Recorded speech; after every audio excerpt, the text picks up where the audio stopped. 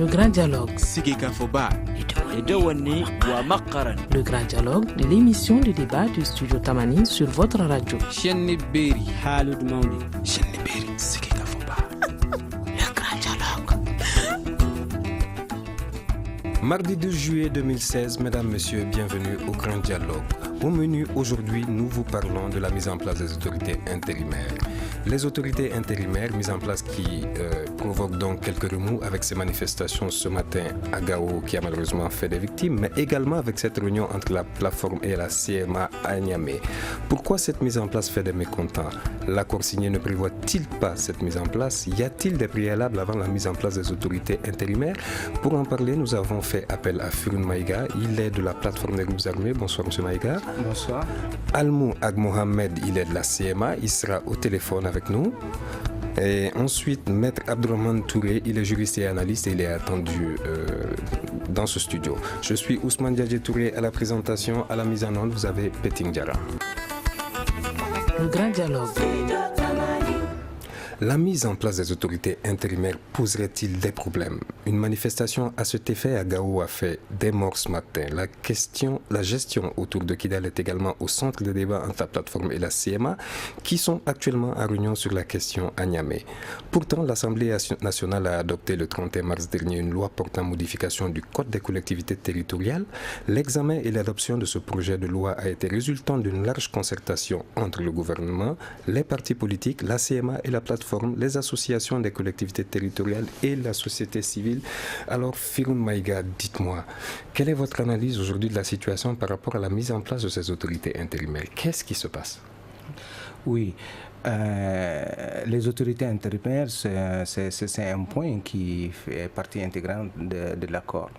Après la signature de l'accord, il est prévu effectivement dans le chronogramme une période intérimaire qui est de 18 à 24 mois pour permettre la relance effectivement des activités de développement, le retour des institutions au nord, puisque c'était ça qui a été convenu là-dedans. Et pour cela, il faut que des autorités se mettent en place. Intérimaires, transitoires, comme on le dit, par les mêmes, en reconnaissant effectivement que si on regarde sur l'échiquier politique, les maires en action, en activité, ainsi de suite, ont dépassé de loin leur mandat. Plusieurs reports et des élections ont été proposés et pour lesquels on demande à ce que on attendait d'abord la signature de l'accord pour voir ce qu'il faut faire. Donc, ces autorités intérimaires, effectivement, ont fait l'objet, comme vous le contrefaites, de beaucoup de controverses. Et finalement, il y a eu un protocole d'entente entre le gouvernement et les partis. Alors, ce protocole d'entente crée les conditions, les orientations nécessaires pour la mise en place de ces autorités intérimaires. Un chronogramme, à ce sens-là, fait partie, effectivement, du protocole d'accord. Mais comme au temps de la signature de l'accord, un chronogramme est indicatif. Voilà, dans sa mise en œuvre, va être subordonné à d'autres. Alors, qu'est-ce qui se passe concrètement sur le terrain? Où est-ce qu'on en est avec ce processus de mise en place, justement, de ces autorités intérimaires? Ce qui se passe, c'est qu'il est là où les autorités intérimaires doivent être mises en place. Il faut se dire, il faut quand même qu'il y ait un cadre de sécurisation. Il faut les sécuriser. Qui va les sécuriser? À partir du moment où, dans l'accord, il est dit le redoublement de l'armée va être fonction d'un processus de cantonnement et d'une intégration pour une armée reconstituée, comme on le dit, donc ça prend effectivement. Nous allons revenir justement au préalable qu'il y a avant la mise en œuvre de ces autorités intérimaires. En attendant, nous allons donner la parole à Almou Ag Mohamed de la CMA. Almou Ag Mohamed, vous nous entendez? Oui, bonsoir. Bonsoir Almou. Alors, selon vous, qu'est-ce qui se passe aujourd'hui sur le terrain par rapport à la mise en place de ces autorités intérimaires qui pourtant a été votée à l'Assemblée? Je pense qu'à ces sujets, on ne peut être plus clair que le grand frère Firoun que vous avez à vos côtés là-bas. Il faut quand même mettre en place un cadre sécurisé pour vraiment aller à la mise en place de ces autorités intérimaires. D'une part. D'autre part, il faut calmer les tensions qui existent autour de Kidal. Et on a vu aussi ce qui s'est passé aujourd'hui à Gao. Donc, il va falloir d'une part sensibiliser et d'autre part aller au calme autour de Kidal pour vraiment à voir l'opérationnalisation du MOC effective et avant d'aller à la mise en place effective des autorités intérimaires.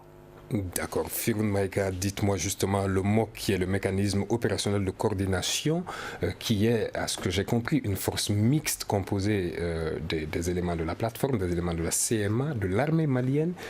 Aujourd'hui, est-ce que c'est réalisable aujourd'hui qu'il y ait un MOC déjà, que cela existe? Oui, le mécanisme opérationnel est mis en place. Le commandement opérationnel est à Gao. Alors, le mécanisme a un système de fonctionnement. Et ce système de fonctionnement permet d'avoir de la logistique, un certain nombre d'éléments lui permettant d'être opérationnel. Le mécanisme opérationnel est décentralisé au niveau des autres régions, la région de Kidal, la région de Tombouctou, ainsi de suite. Donc, à ce stade-là, la question ne se pose pas en ce qui concerne sa création qui existe. Mais le mécanisme opérationnel, le MOC, ne peut être fonctionnel qu'à partir des éléments. Et les éléments qui concernent le MOC, ce sont les éléments issus des mouvements. Donc un nombre a été identifié d'un bataillon par région et sur ce bataillon, des éléments vont être retenus et qui feront partie des premiers éléments. La question qui a été posée, c'était d'abord la prise en charge de ces éléments. Entre les mouvements et le gouvernement, il y a eu un protocole d'entente qui reconnaît effectivement que ces éléments vont bénéficier d'un DDR accéléré. Pour que c'est une fois qu'ils sont pris en charge sur le budget national, qu'ils soient mis à la disposition du MOC, y compris ceux de l'armée régulière, pour essayer maintenant de sécuriser d'abord pour leur première mission les sites de cantonnement, mais en même temps, ils l'ont étendu encore sur la sécurisation des autorités intérimaires. Donc c'est eux qui ont pour mission de sécuriser les sites de cantonnement, mais en même temps, là où le besoin se fait sentir, c'est de sécuriser les autorités là où l'État n'est pas aussi présent. Donc tous ces mécanismes-là, mettre en place, réunir ces gens, produire les listes, prennent quand même un peu de retard. Et c'est ce qui fait que même si les autorités intérimaires, l'accord d'entente a été fait, elle est subordonnée quand même à cet aspect sécuritaire. Et comme l'a dit Almou, c'est un moyen important dans le dispositif qui permet effectivement de rassurer la continuité. Voilà un peu. Donc il y a un problème d'organisation. Il y a d'une part la responsabilité des mouvements à fournir les listes pour aller directement au MOC. De l'autre part, il y a la responsabilité du gouvernement et des autres partenaires à créer les conditions matérielles sur le terrain pour que, au niveau de chaque région, ces structures soient opérationnelles. Seul à Gao, il y a un camp. Mais à Tombouctou, il faut rechercher ce camp. Il faut créer les conditions, le matériel logistique et consorts avant de ramener les éléments là-dessus et qui vont bénéficier de ce profilage. Vous voyez, donc ça a été dit, on attend peut-être que d'un moment à l'autre, dans les quelques jours que ça se fasse, mais de manière pratique, je vois qu'il y a une armada d'opportunités, de dispositions à prendre.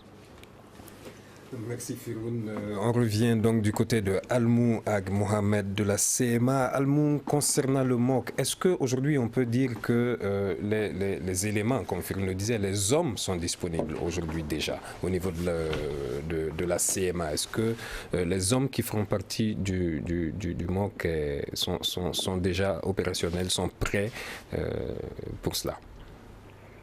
Au niveau des mouvements, que ce soit au niveau de la plateforme, je parle bien évidemment sous le contrôle du grand frère Firoun, ou au niveau de la CEMA, les hommes sont prêts.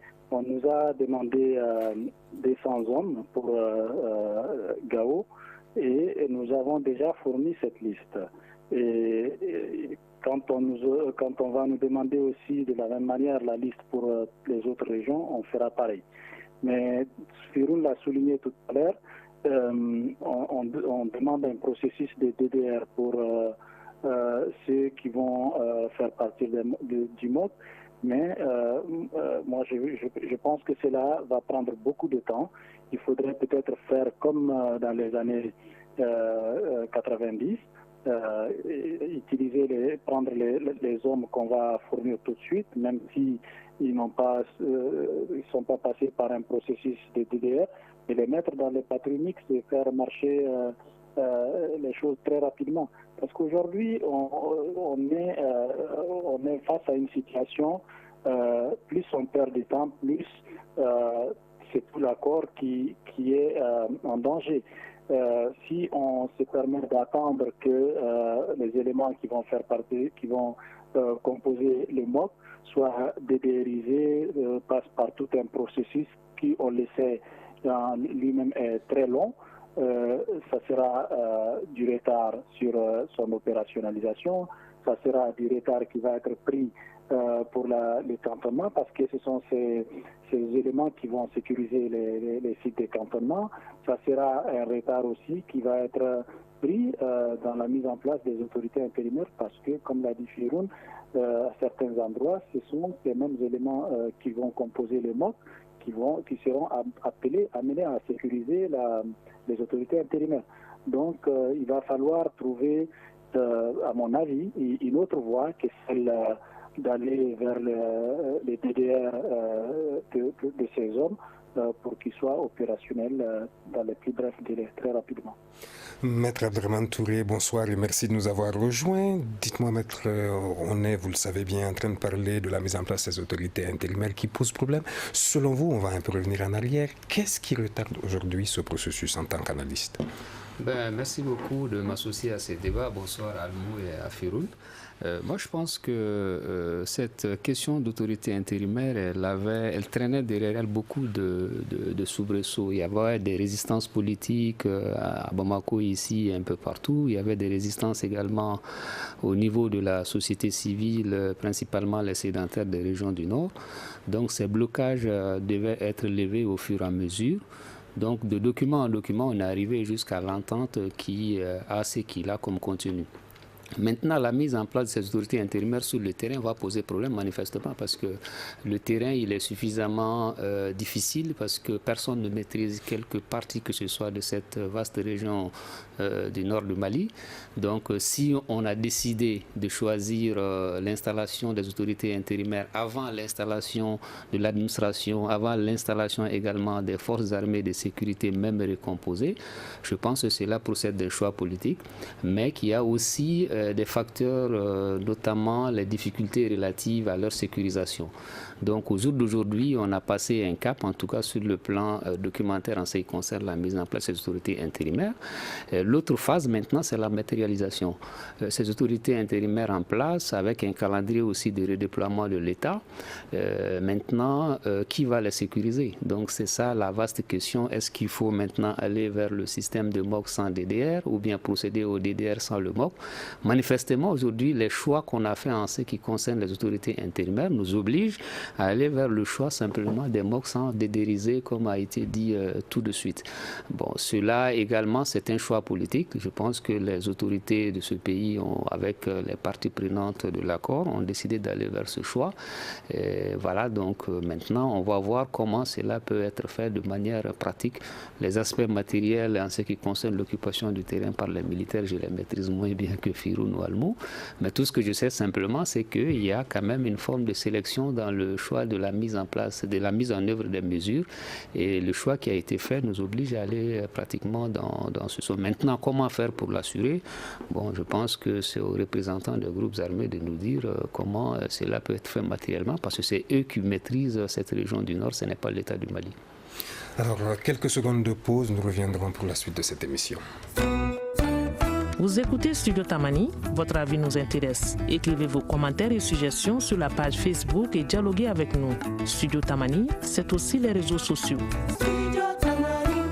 La mise en place des autorités intérimaires qui pose problème, c'est cela dont nous discutons aujourd'hui avec nos invités qui ne sont autres que Firoun Maïga de la plateforme, Almou Ag Mohamed de la CMA et Maître Abderrahmane Touré qui est analyste. Firoun Maïga, dites-moi, est-ce qu'aujourd'hui, au regard de un peu ce qui s'est passé à Gao, avec parfois des soubresauts parmi les populations, est-ce qu'aujourd'hui la base, selon vous, est informée justement des décisions prises? Est-ce que la base suit, justement, que ce soit du côté de la plateforme ou de la CMA? Oui, comme vous faites référence aux événements de Gao, je ne peux pas ne pas m'incliner devant la mémoire de tous ceux qui ont perdu leur vie aujourd'hui. C'est regrettable.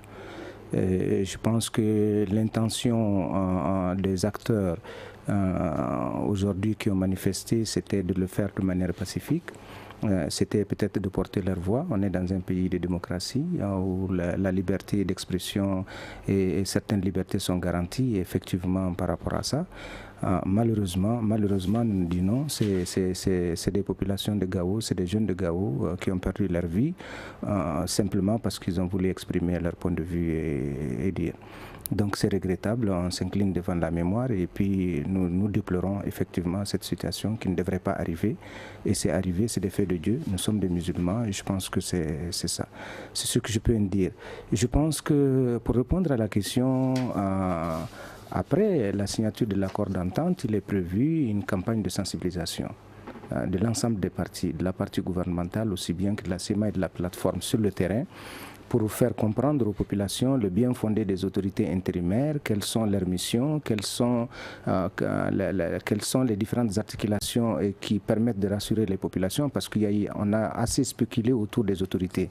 On pense que c'est la CEMA qui vient se substituer à des organes politiques, ou bien on pense que c'est le gouvernement du Mali qui n'existe plus et qu'aujourd'hui nous partons vers deux États totalement différents. Les autorités déclenchent effectivement la partition de fait du Mali en deux entités. Une première et une deuxième, je vois quoi. Donc, il y a de l'information qui passe, de la rumeur qui passe qu'il faut équilibrer. Et je pense que ces missions de sensibilisation ont été prises en compte. Dans les jours à venir, des missions, en tout cas en ce qui concerne la CEMA et la plateforme, vont se rendre sur le terrain pour mieux faire comprendre les autorités intérimaires, les tenants et les aboutissants pour comprendre. Malheureusement, comme l'accord signé à Alger a connu effectivement ce dysfonctionnement en termes de communication, les autorités intérimaires aussi ont été victimes de la même chose.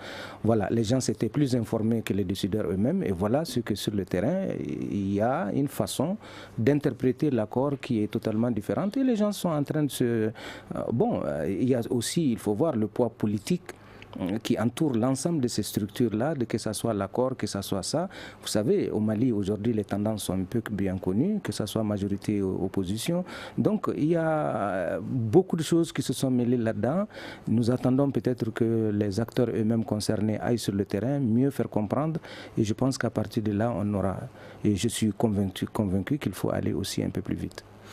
Merci. Almou Ag Mohamed, du côté de la CMA, dites-moi, est-ce qu'aujourd'hui on peut dire que les populations sont sensibilisées? Est-ce que les partisans de la CMA savent ce qui se passe aujourd'hui concrètement? Je vais joindre ma voix à celle du grand frère pour m'incliner très pieusement devant la mémoire de ceux qui ont perdu la vie aujourd'hui à Gao. Cela ne devrait pas arriver, c'est arrivé et il faut faire avec et puis essayer de faire en sorte que cela ne se reproduise plus jamais. Comment? En allant vers les populations, en leur expliquant vraiment les tenants et les aboutissants de l'accord, y compris les autorités intérimaires. Je pense que déjà il y a des missions, en tout cas de la CEMA, qui sont déjà sur le terrain du côté de Tombouctou. D'autres suivront du côté de Gao, de Menaka, Taoudeni et Kidal dans les jours à venir, et les camps des réfugiés aussi, pour justement expliquer les documents qui a été signé entre la CEMA, la plateforme et le gouvernement. Mais je pense aussi que certains leaders politiques de nos régions doivent arrêter d'instrumentaliser les jeunes, comme ce fut le cas aujourd'hui à Gao, parce que quand on parle d'autorité intérimaire, c'est pas la CEMA qui vient se substituer à l'autorité en place, c'est pas la plateforme qui vient se substituer à l'autorité en place, c'est quelque chose qui va être monté de façon consensuelle entre toutes les parties, y compris les populations locales, la société civile. À Gao, par exemple, s'il y a une autorité intérimaire qui devrait se mettre en place, ce n'est ni Firou, ni Almou, ni un autre cadre de la CEMA et de la plateforme qui vont venir prendre la place des élus qui sont là, c'est la société civile de Gao qui est généralement soit affilié à la SEMA, à la plateforme ou au gouvernement, qui va choisir en son sein les gens qui vont être là, qui vont remplacer l'autorité actuelle, ou alors la même autorité actuelle, elle reste si on veut, et puis elle s'appellera simplement autorité intérimaire, avec les pouvoirs qui sont consacrés dans les documents qui ont été signés. Donc il va falloir aujourd'hui vraiment que les gens se parlent, qu'ils s'expliquent, que les populations comprennent, qu'ils expliquent aux populations ce qui se passe, ce qui va se passer, pour justement éviter les incompréhensions comme celle d'aujourd'hui à Gao. Merci, ceci étant compris. Maître Touré, est-ce que vous pensez qu'il y a justement ce déficit de communication entre les mouvements et leur base, ou entre l'État et les populations, qui crée énormément de remous? Moi, je pense c'est un problème de communication et d'information, parce que tout cela dépend de l'angle sous lequel on place la question. La question des autorités intérimaires, moi je pense que c'est moins la question du bien fondé des autorités intérimaires que celle de la désignation des acteurs qui vont animer ces autorités intérimaires. Je m'explique. Nous savons que la loi modificative des codes des collectivités a tracé les missions, les limites et tout ce qui s'ensuit en ce qui concerne les organes des collectivités territoriales, après un grand remous politique au niveau de l'Assemblée nationale. Maintenant, cette loi, elle a eu le mérite de ne pas faire de différenciation entre les autorités du Nord et du Sud. Et vous savez, beaucoup de Maliens pensent que ces accords-là sont des accords qui nous amènent vers une forme de partition de ce pays. Et lorsqu'on nous dit que les autorités intérimaires seront animées par des personnes en fonction de leur affiliation CMA ou plateforme, ça inquiète les populations, et les gens se disent que c'est peut-être la première pierre de la matérialisation quand même de cette partition de ce pays-là. Les gens, à juste raison, le pensent. Et secondo, lorsqu'on avance un peu, cette peur initiale de la partition se transforme en inquiétude lorsqu'on lit le contenu du document portant entente, le document tripartite qui a été pris. Ce document va au-delà des simples autorités intérimaires. L'accord ne parle que des autorités intérimaires. Mais l'entente qui est passée, et personne n'en parle également, concerne aussi les pouvoirs publics, notamment les circonscriptions administratives, le gouvernorat, les préfets et les sous-préfectures. Donc à tout ce niveau et là également, il y a une forme de partage des postes entre les représentants de l'État et les représentants des groupes armés. Le gouverneur, dans son cabinet, il va avoir des représentants des groupes armés. Le sous-préfet également, pareil. Au niveau des organes des collectivités territoriales également, les acteurs qui seront désignés seront pris en fonction de leur affiliation. Donc les populations pensent que nous sommes pratiquement plus dans la régionalisation, mais nous sommes dans une forme quand même de partage de pouvoir plutôt que d'autorité à vocation intérimaire. Et cette peur-là, elle est légitime. C'est ce qui explique d'ailleurs aussi en partie le fait qu'une bonne partie de la population de la jeunesse de Gao soit sortie pour poser de manière assez ouverte des revendications compréhensibles. On peut en discuter parce que dans leurs activités, ils ont parlé de certaines choses. Leur insertion au niveau de l'armée nationale, la question également de la légitimité du choix des autorités intérimaires en ce qui concerne certaines parties. C'est vrai que ce n'est pas tout le territoire, mais moi je pense qu'en réalité, ce sont ces aspects qui font peur à beaucoup de Maliens. On a l'impression que dans les textes, on parle de régionalisation, mais dans les faits, et peut-être aussi dans la tête de beaucoup de personnes des groupes armés, c'est le début du partage de ce pays, parce que s'il y a une constante dans cette histoire, c'est que les groupes armés, ils veulent aller vers un système, au minimum, une autonomisation de ces régions du Nord. Et nous, de l'autre côté, en tout cas la majorité des Maliens, nous pensons que ça va être la première paire pour porter atteinte à ce que nous considérons comme étant l'unité, le caractère unitaire de cet État Mali.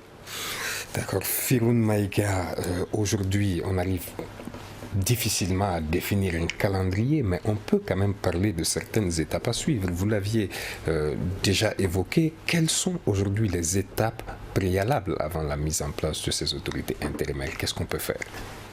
Oui, moi je dis que j'ai participé à une réunion extraordinaire de la CTS. À cette réunion étaient conviés les représentants du MOC. Et il s'agissait de définir effectivement un calendrier et de voir son opérationnalisation en termes d'effectivité.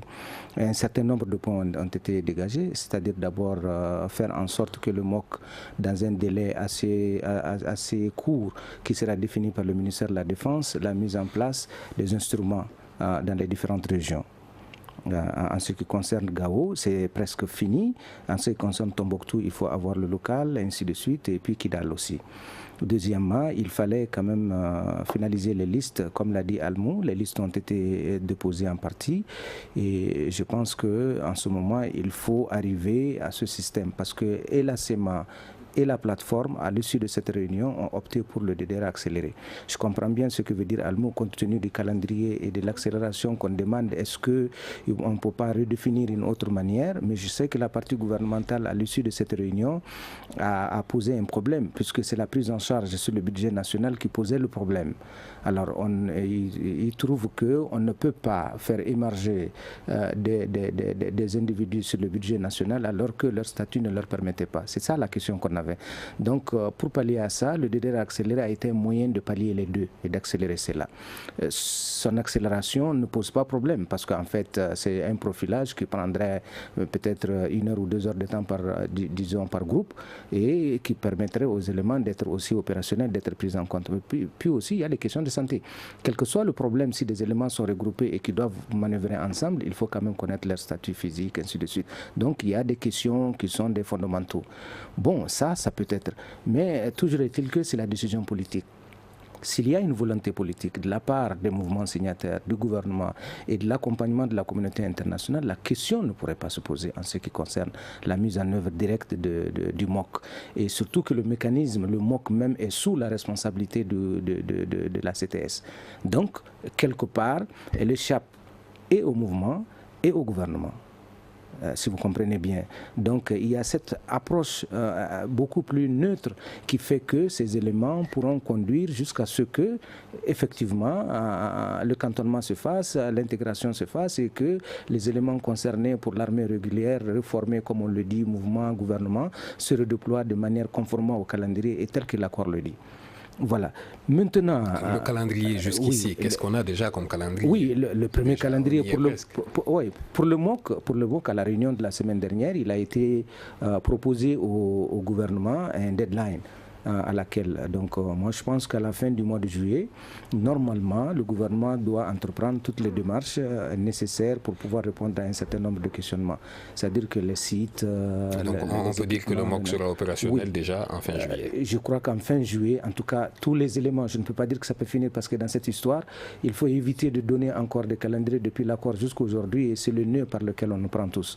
Donc aujourd'hui, je me dis que s'il y a une volonté politique engagée de toutes les parties, il n'y a pas de raison que d'ici le 31 juillet, les questions, le MOC soit opérationnel et qu'aujourd'hui on procède effectivement à l'identification des zones sur lesquelles on peut remettre les autorités intérimaires. Almou Ag Mohamed de la CMA, parlons un peu du DDR à présent. On entend parfois que les plaintes vont du côté de la CMA en disant que la CMA ne contrôle pas ses hommes, ce qui ralentirait énormément le DDR. Qu'est-ce qu'il y en est aujourd'hui? Le DDR, pour nous, c'est déjà un processus qui est en cours. Les listes des combattants ont été pratiquement déposées au niveau de la MINUSMA. Et aujourd'hui, on attend la viabilisation des sites pour aller au cantonnement et au DDR. Et tant que ce préalable n'est pas OK, on ne peut accuser ni la CEMA ni la plateforme de ne pas contrôler ces zones. Ni le gouvernement, je suppose. On n'accuse personne, ni le gouvernement, parce que ce n'est pas lui qui est en charge de toute façon de la viabilisation de sites. C'est que ceux qu'on peut accuser de ces retards aujourd'hui, c'est ceux qui sont en charge de la viabilisation des sites. Et je pense que c'est la MINUSMA, il faut le dire clairement. Et quand les sites, une fois viabilisés et que la CMA ou la plateforme refuse de cantonner, là on peut dire que la CMA ou la plateforme ne contrôle pas ces zones. Mais tant que ces préalables ne sont pas derrière nous, je pense qu'il faut éviter de juger telle ou telle partie. Quelques secondes de pause, nous reviendrons pour la suite de cette émission. Une réaction, Un avis, Un commentaire, réagissez sur la page Facebook de Studio Tamani et restez connectés avec nous. Studio Tamani sur les réseaux sociaux pour vous faire entendre. Si vous venez de nous rejoindre, vous suivez le grand dialogue du studio Tamani. On parle justement de la mise en place des autorités intérimaires ou des autorités transitoires selon Firoun Maïga. Et nous avons justement comme invité Firoun Maïga, il est de la plateforme des groupes armés, Almou Ag Mohamed, il est de la CMA, Maître Abdrahman Touré, juriste et analyste. Merci monsieur de votre présence. Maître, à présent, dites-moi, n'a-t-on pas le devoir de trouver une solution rapide pour apaiser les populations qui ont tant souffert? Oui, moi je pense que vous avez carrément raison sur la question. Et puis je reviens d'abord sur la question du DDR. Vous savez, le DDR c'est un moyen de parvenir à ce qu'on appelle la recomposition de l'armée qui va être déployée. Donc lorsqu'on regarde maintenant l'objectif qui est au bout de ce DDR-là, c'est une armée recomposée qui va être redéployée, qui est censée apporter la confiance, qui est censée être plus légitime aux yeux des populations. Mais les critères et les choix des DDR maintenant qui ont été mis en œuvre font de sorte que les populations sédentaires majoritaires du Nord à 90%, parce que c'est des populations qui n'ont pas pris les armes généralement. Même les petites parties qui ont pris les armes sont une infime minorité. Donc lorsqu'on recompose l'armée, et n'est-ce pas, à travers les critères relatif à la détention d'armes ou de munitions, on risquerait de se retrouver dans une forme d'armée redéployée qui va être majoritairement composée par les minoritaires. Donc la population majoritaire sédentaire ne se reconnaîtra pas dans cette armée-là. Donc c'est pour cela que les populations et les jeunes des Gao maintenant ont estimé que, au lieu de rester simplement sur les aspects opérationnels, comment on le met en œuvre, il faut aller au fond de la question et se positionner, sinon on risquerait d'avoir à rebours ce qui est en train même d'être combattu au jour d'aujourd'hui et soutenu par les groupes armés. Parce que c'est ça le vrai nœud de la question. Si l'armée recomposée doit être majoritairement composée par les ressortissants du Nord et que ces ressortissants, pour être réintégrés dans cette armée, doivent avoir des armes, il va sans dire que la majorité des populations Sonraï, Bozo, Peul, Arma et tout le reste vont se retrouver minoritaires dans cette armée. Et les gens se disent que dorénavant, il faudrait également que nous soyons représentés dans cette armée. Et si nous voulons avoir une armée apaisée, une armée quand même qui peut faire son travail en toute légitimité dans les régions du Nord, il faut peut-être revoir ces critères de DDR pour que le recrutement de toutes les composantes des régions du Nord également soit une réalité. Sinon, on risquerait d'avoir une armée composée majoritairement des minoritaires. Et puis maintenant, sur la base de cela, la majorité de la population sédentaire s'opposera et on aura toujours les mêmes problèmes. Donc voilà ce que moi je disais en ce qui concerne cette histoire de DDR qu'il faudrait vraiment étudier de manière minutieuse. Si ça n'a pas été compris comme ça, je pense qu'il faut aller dans cette lecture des choses parce que c'est là la vraie et la bonne lecture de la situation. En ce qui concerne votre question pour les populations du Nord qui ont tant souffert, ça relève finalement de l'incantation. Vous savez, c'est très facile pour vous et moi d'être à Bamako ici et de nous apitoyer sur le sort de ces populations. Nous avons des parents là-bas, nous avons des personnes dont les activités sont arrêtées depuis des années. Elles n'ont rien fait. Ça a été arrêté par la faute d'autres personnes qui ont pris des armes prétendument à leur nom. Donc si on doit penser à des personnes à réinsérer, si on doit penser à des personnes à resocialiser, à aider, ce sont ces personnes-là qui travaillaient, qui ont leur motopompe qui ne marche plus parce que le carburant ne peut plus parvenir compte tenu de l'insécurité sur les routes, qui ont leurs champs qui ne marchent plus parce qu'ils ne peuvent plus cultiver, plutôt que de penser à ces personnes-là qui ont pris les armes contre leur État et qui sèment la terreur et qui empêchent d'autres jeunes de travailler. Moi, je pense qu'il faudrait qu'on inverse la logique des choses et qu'on s'interroge réellement sur la représentativité même des groupes armés. Parce que tout ce qui se passe à Gao aujourd'hui, il y a en fond de toile cette question de la représentativité de ces groupes armés. Est-ce que ces groupes armés ont une légitimité à la base pour qu'elles soient au même niveau que l'État? Est-ce qu'elles ont une légitimité à la base pour qu'elles soient en même de désigner des représentants dans les autorités intérimaires en fonction de leur affiliation? L'État du Mali leur a quand même proféré cette légitimité. L'État du Mali s'est assis avec ces gens. Donc, à ce moment-là, ça non, je ne parle pas de cette légitimité, je parle de la légitimité populaire. Est-ce qu'on a des unités de mesure pour savoir si effectivement la coordination des mouvements de l'Azawad est un mouvement qui est ressenti comme étant représentatif de l'aspiration des populations de Tombouctou, de Gao, de Kidal et de Ménaka? La plateforme également. Moi, je pense que les personnes se sont arrogées cette légitimité au forceps à travers les armes et nous sommes en train de les considérer comme telles parce qu'elles sont fortes. En réalité, ce qu'il faudrait faire et qu'il faudrait maintenant voir de près, c'est vraiment cette histoire de conférence d'entente nationale et cette histoire d'Azawad que les nordistes sédentaires... Vous pensez que la conférence d'entente nationale est un préalable majeur? C'est le préalable à tout. Si vous prenez l'accord, vous le regardez, le chapitre 1, le fondement pour un règlement durable du conflit. On dit pour le règlement durable du conflit, il faudrait prendre en charge cette appellation Azawad. Ce n'est pas un simple mot. Certains s'amusent à dire que c'est une appellation qui a la même connotation que le Djitimou et le Wassoulou. Ce n'est pas la même chose. C'est une notion de conquête territoriale. Ce n'est même pas une reconquête. Une reconquête, ça suppose qu'il y avait déjà une antériorité historique, qu'il y avait déjà des choses qui existaient. Mais là, c'est un slogan de guerre, c'est un slogan de conquête de territoire que charrie cette notion d'Azawad. Et les populations du nord du Mali qui sont majoritaires ne se reconnaissent pas dans cet Azawad-là.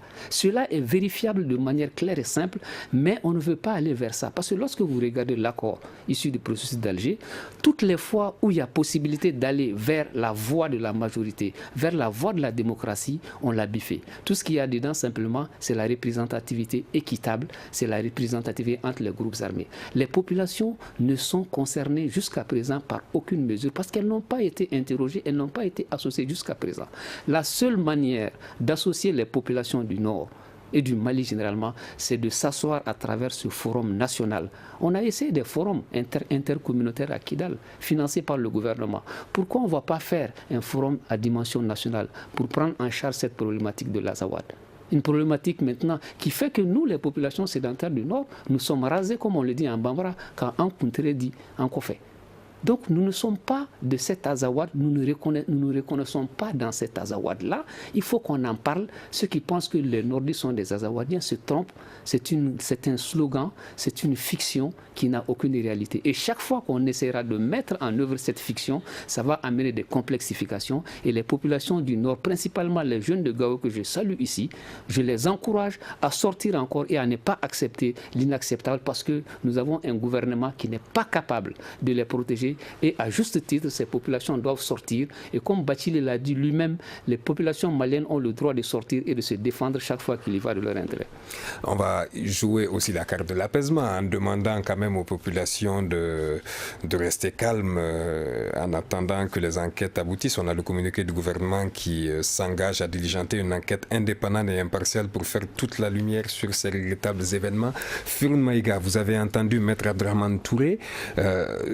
Qu'est-ce que, moi j'ai compris dans ses propos que la plateforme et la CMA n'étaient pas représentatives aujourd'hui et que c'est grâce aux armes justement que vous allez dire, mais il a proposé aussi qu'il y ait cette conférence d'entente nationale d'abord qui va déblayer avant toute chose. Qu'est-ce que vous en pensez? Oui, je comprends. C'est le spécialiste, c'est le juriste. Je comprends bien. Et j'ai écouté ce qu'il a dit. Et je comprends son argumentaire. Je voulais revenir sur le premier en ce qui concerne le DDR.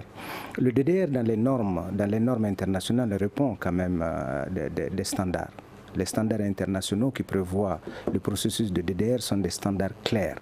Le processus qui amène dans un conflit, dans un État à un processus de DDR est clair. Le cheminement est clair, les critères sont clairs. Par rapport au cas du Mali, justement, avec tous les pays, des solutions proposées qui posent plus de problèmes, est-ce qu'on ne peut pas avoir à la malienne quelque chose de consensuel qui s'adapterait mieux à nos réalités? Il n'y a jamais un DDR à la malienne qui va faire que la communauté internationale reconnaît que parce que des individus, des hommes ou des femmes, quelque part, ont détenu des armes, ils ne sont pas affiliés à des mouvements, qui ont le droit de venir déposer les armes pour faire, s'ils ont ces armes-là, de venir au processus parce que c'est ouvert. Il n'a jamais été dit que seulement les mouvements, tout groupe armé ou bien toute personne ayant une arme, si réellement le contenu et les critères sont connus, ce n'est pas ouvert, intègre une partie pour venir déposer son arme et bénéficier du même processus. Oui, ça c'est faisable. Le DDR, c'est en fonction des États. Le DDR malien n'est pas différent du DDR Sénégal, de la Côte d'Ivoire, du DDR qui s'est passé au Congo. Les critères, les choses ne sont pas les mêmes. Mais il n'est pas dit aujourd'hui que le DDR, en compte tenu de certains critères ou des blocages qui font qu'une partie de la communauté peut prévoir des droits et qu'à ce titre, il faut vraiment que ça s'adapte, je pense que c'est trop. Je ne pense pas que le système, parce que de toutes les façons, c'est la communauté internationale qui pilote cette question. Le DDR est national. Les instruments qui amènent le DDR à être opérationnel sont suivis, sont connus. Et vous savez, les fonds même qui sont mis à la disposition de ce programme-là viennent effectivement de la communauté internationale. Almo vient de le dire.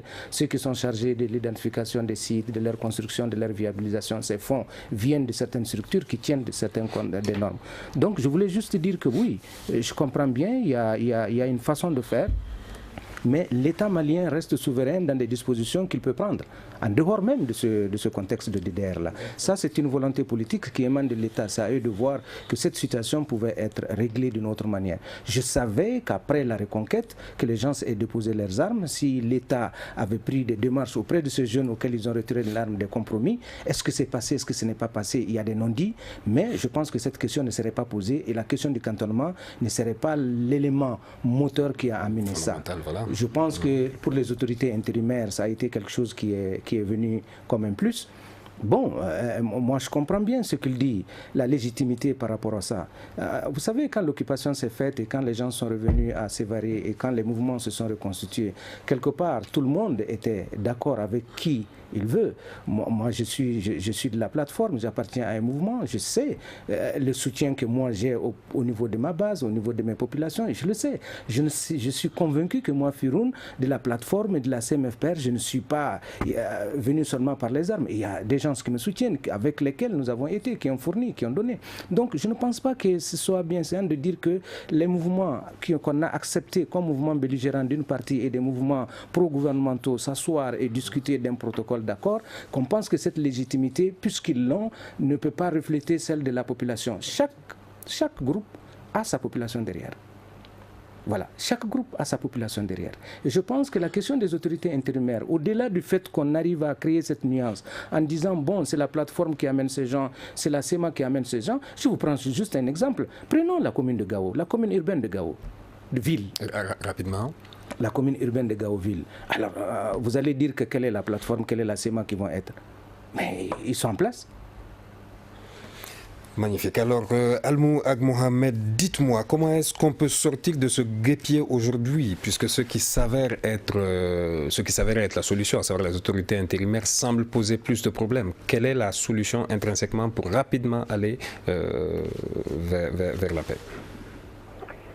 Je pense que d'abord, pour sortir très rapidement, on a très peu de temps. Vers la paix, il faut commencer par éviter les discours comme celui de mon frère Touré tout à l'heure.